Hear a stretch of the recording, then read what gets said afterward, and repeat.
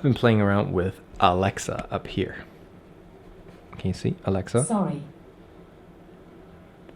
Sorry, I didn't understand the question I heard. The reason being is I didn't freaking ask a question. So let's ask a question. Alexa is like the... What are you, Alexa? Sorry, I didn't understand the question I heard. So basically this thing from Amazon can answer any question you have if you know how to ask the question. Not like I'm doing. I'm just randomly playing around with it. I just thought about it. It's a funny little tool to use. You know, you might be sitting around, you don't know.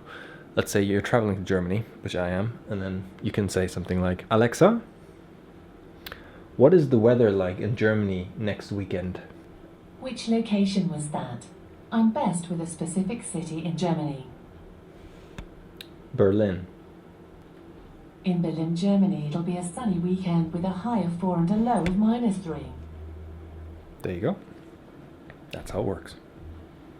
I just thought I'll give you a little bit of an update of what you can buy in terms of tech tools here in the world. Right. Wherever love goes, there is also misery. It's no mystery. And you and I, we got history, yeah. Wherever love flows, there is also tragedy. When we're in too deep. And you and I, we got history, yeah. Go look in the mirror, say, hey, I'm sorry for all the pain.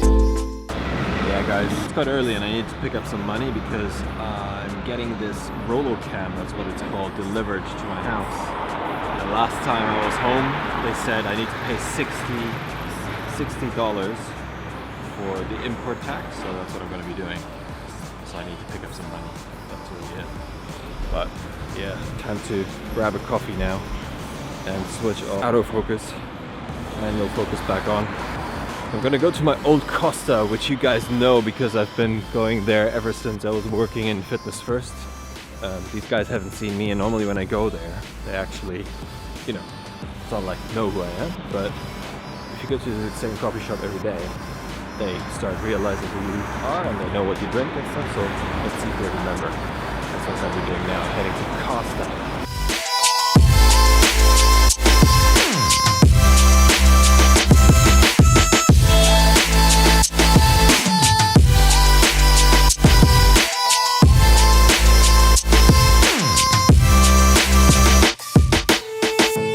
My love, it grows with the memories like a symphony.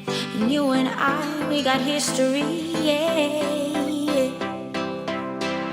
And when you're alone, do you say my name or you say her name? Yeah. My love, it grows with the memories like a symphony. And you and I, we got history, yeah. Wherever love flows, there is also tragedy.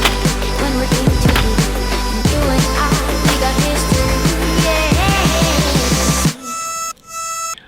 Alright, so it's time to answer some questions again, and the first question comes from Andrew Donnelly, and it says, hey Mark, my name is Andrew. I was just wondering what an optimal diet is in terms of the types of food I should be eating, the number of calories for someone who goes to the gym 2 to 3 times a week.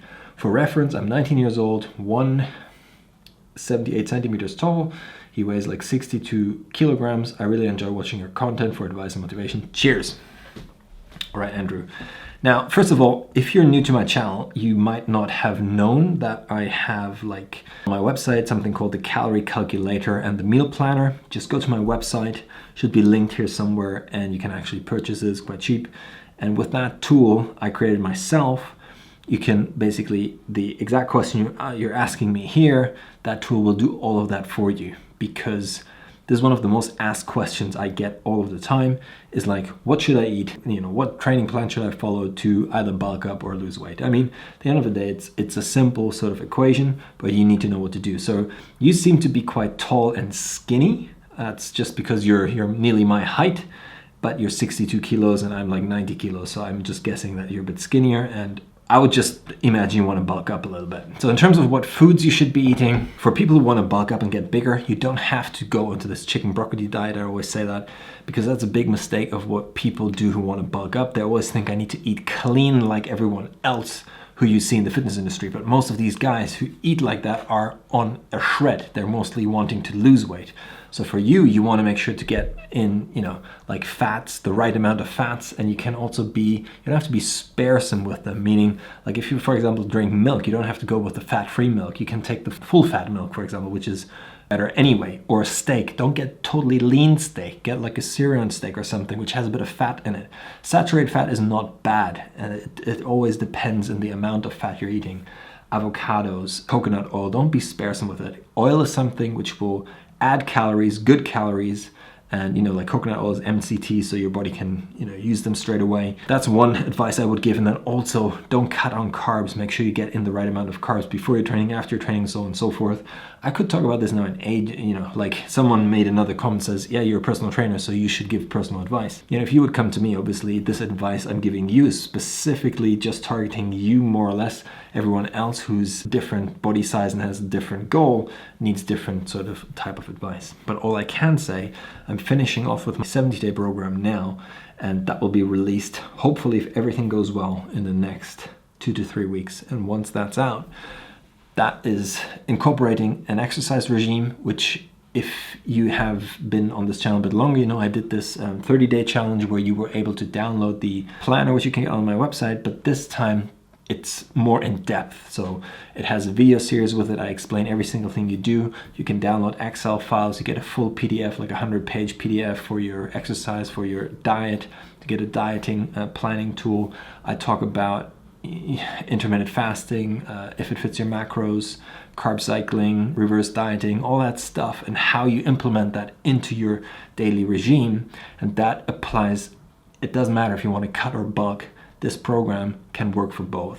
So yeah, make sure you stay tuned for that. And I hope I answer your question a bit. At the end of the day, it is a very specific sort of thing in terms of it's always tailored to you, and that's why the program I bring out, I programmed it in a way that it is suitable for you. So you will have to do a bit of adapting, but the program will allow you to do so, if that makes sense. So I will be giving you tools, Excel files and PDFs and stuff, and they will teach you how to take all of that. It's a bit like how if you would hire me as a personal trainer and I should create your exercise program, I took this whole thing of what I do and made it accessible to you. So you don't need me to do this planning side of things because I created a tool to do that, if that makes sense. So once you purchase the product, you basically have me talking you through every single thing I do with my clients. And then at the end of the day, you will have a full diet plan, a full exercise plan, a full sleep plan, a full motivational plan. And then you just have to watch my videos to stay on track. Simple as that. So I hope that helped you a bit. And yeah, let's move on to the next one. Right, so the next question comes from Ritu Lal. I hope I spelled that correctly. And this is a Twitter conversation here. I'll blend it in here as well. Saying, I would like to know your opinion on L-carnitine and should it be taken for slow metabolism? And I said, well, these two aren't linked in my opinion, I'm saying. And he says, I don't know what you mean. And I says, I mean, it doesn't work. All right, so when we talk about L-carnitine, the thing is, it comes from carnitine, it comes from meat, meaning the highest concentration of L-carnitine you will find in beef, let me see, I've got a list here, lamb, beef, ground beef, pork, bacon, tempeh, cod, chicken breast, and so on. That's where you really get the most sort of carnitine. It's basically very high in red meats. Now, what does it do? And this is why sort of the supplement industry, they jumped on L-carnitine, and it was hyped around 10 years ago, saying, it's involved in your fat oxidation. What it really does, it helps to get the fatty acids out of your bloodstream through the membrane into your cell. So to be more specific, what L-carnitine really does as a substance, it takes the fatty acids out of your blood and helps moving it across the cell membrane of your mitochondria. And your mitochondria is sort of the engine or the factory in your muscle which actually burns the energy. And so what people thought is if they supplement with L-carnitine, because it's an isotope, which means you've got D-carnitine and L-carnitine, D-L-carnitine is actually toxic. L-carnitine is the one which our body is able to synthesize and utilize. Now, the thing is, I myself remember when I was at uni, there was a study and I was actually taking it. I was not involved in the study, but it was sort of the idea was taking L-carnitine as a supplementation will help you lose fat faster while doing cardio. And your question is linked to metabolism. So obviously you're thinking that, I don't know where you read it, but I can't imagine that some fitness pro or whoever said, well, if you take L-carnitine, your metabolism will increase because you burn more fat, and I don't know, that will sort of kickstart your metabolism, which in my opinion is absolutely bollocks, and there's no study which backs that up. And at the end of the day, to make sure that your metabolism is on point means that you're not in a sustained period of a calorie deficit, because if you're in a calorie deficit, if you're cutting for too long, your metabolism will slow down. You will start getting rid of your muscle. Your set point will go lower, and then you will have a hard time firing up your engine basically again, and L-carnitine is not going to help doing that. Now, the way you do that is basically increasing your calories to a certain amount again, and sort of making sure that your body is at a maintenance level. So if people come to me and they're sort of my height, my weight, and I had one of you guys were on the show, I was on the Ask Mark D show, saying, well, I'm, I don't know, 90 kilos and I'm eating 1,400 or 1,500 calories, I'm not losing weight. If that is you, you know your metabolism is basically effed. And that is not something to cry around about, but it's something to notice and know you need to do something differently, because there's no other way, nothing else you can really do. You can't eat less calories because you're going to be probably already going into your BMR, your basal metabolic rate, and you don't want to drop below that in terms of calories. And then you can most of the time not increase your workouts, your workload, because these are the two sort of things you can sort of manipulate, or you could maybe sleep a bit longer. So at the end of the day, to increase your metabolism is making sure you get the right amount of foods. Well, we can talk about food types as well, but that might be something different, and the exercise regime as well. So they all go hand in hand. But to stay on topic, carnitine is not linked, or not that I know of, linked to increasing your metabolism. It's sort of also not really proven that it helps. I myself, I've taken it and tried it. I've went on a weight loss on just a cardio regime for over 2 months. I did running on a treadmill, 5K every, I think it was 2 days in a row.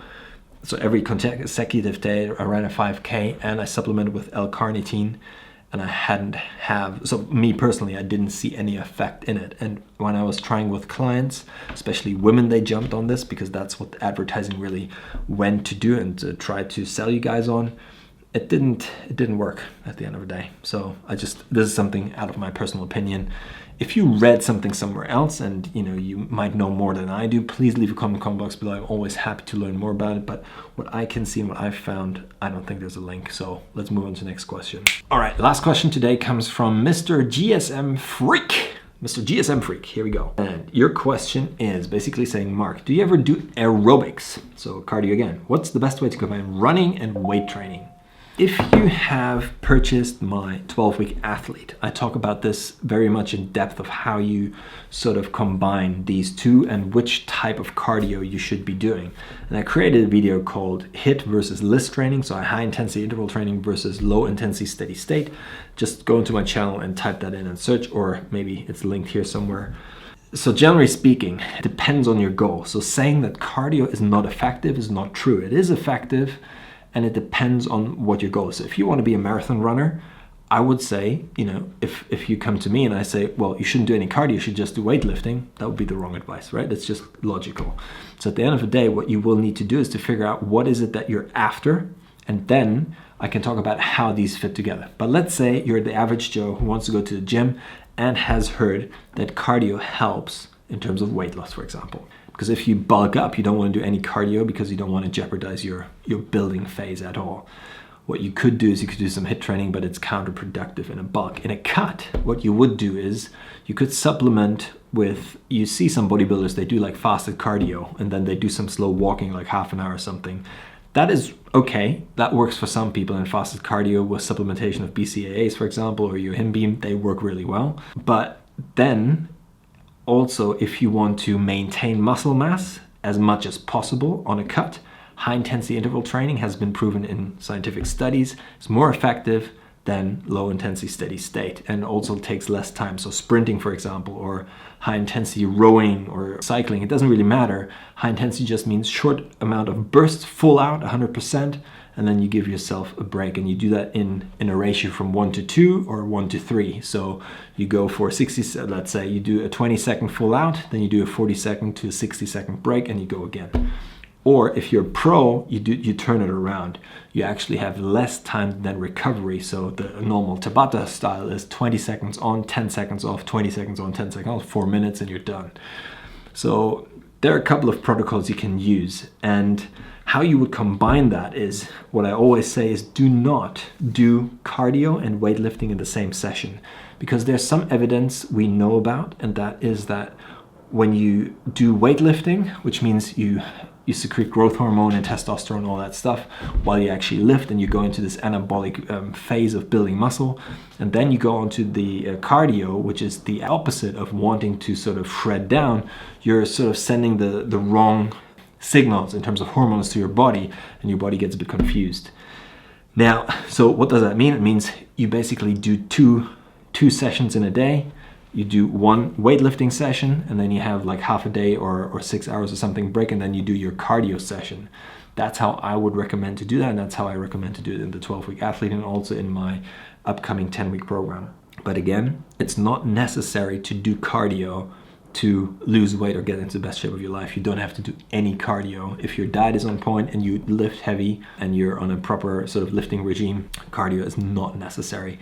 But for some people, it does work. I mean, it does supplement. And if you do high intensity interval training, let's say sprints, you will see a significant effect. But most people have problems pushing themselves to that amount, to that sort of intensity. So what happens is people say, Mark, well, I do this hit training thing, and then I see them run, and after the 20 seconds, which is your full out, they basically they're like, yeah, I'm fine. They breathe like 2 times and they could run the 20 seconds again. If that's you haven't understood high intensity interval training. What it means is, when you think of the actual research done by the Tabata, the Japanese guy, he took cyclists, and that is the study everyone is quoting when they talk about Tabata and HIIT training, that these elite athletes, in terms of cyclists, they push themselves to the absolute maximum of effort. You cannot imagine what that means. If you are not an athlete and you push yourself to that level, that is where you need to go to get the same effect they had in the study. So they said, well, they compared, I think it was 30 minutes of low intensity steady state to the guys who did the 4-minute sort of workout. And that's where this whole hype came from. Says, yeah, the guys who did the 4-minute workout had a much, then comes the epoch effect and all that stuff. So they were losing more fat and retain more muscle mass than the guys who did the low intensity steady state.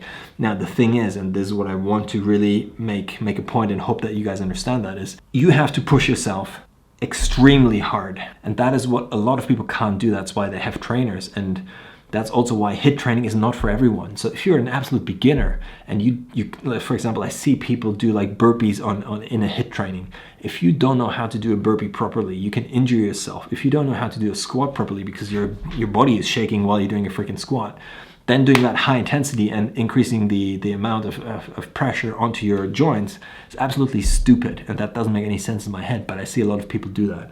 So please don't do that. If you are at the level where you think, like I always say, if you have at least half a year to a year training experience, then you can start experimenting with HIIT training, and also if you're not massively overweight, because you don't want to put a lot of pressure onto your joints when you're, let's say, 160 kilos or something, and then your hip and knees are fucked up because you ran like 12 super high intensity sprints. That's why there has to be regulation when it comes to HIIT training. And I know that my old gym as well, Fitness First, they were always, it's not only Fitness First, basically every gym is advertising these HIIT classes and lose weight in 4 minutes and all this shit. People go there and I see these classes and they basically kill themselves, and then they walk home and say, yeah, I feel good, I got all these endorphins released, but it's just bullshit, because they actually are. The problem is that it's not an easy exercise. They're not doing squats, they're doing squat rotations and a jump, for example, and as soon as you work in 3 planes of motion explosively, if your body hasn't got the muscle to stabilize in these movements, they are really dangerous, guys. Don't get me wrong. doing a squat rotation and explosively 180 turn jump and then reverse on the other side and come back up. It is, I look at that and I think, you know what? I don't know what to say. I really don't know what to say, and I think it's just absolutely mental looking at this stuff. But, well, people like judging me as well, saying, yeah, Marc, yeah, you're just a skinny dude. You're not even big.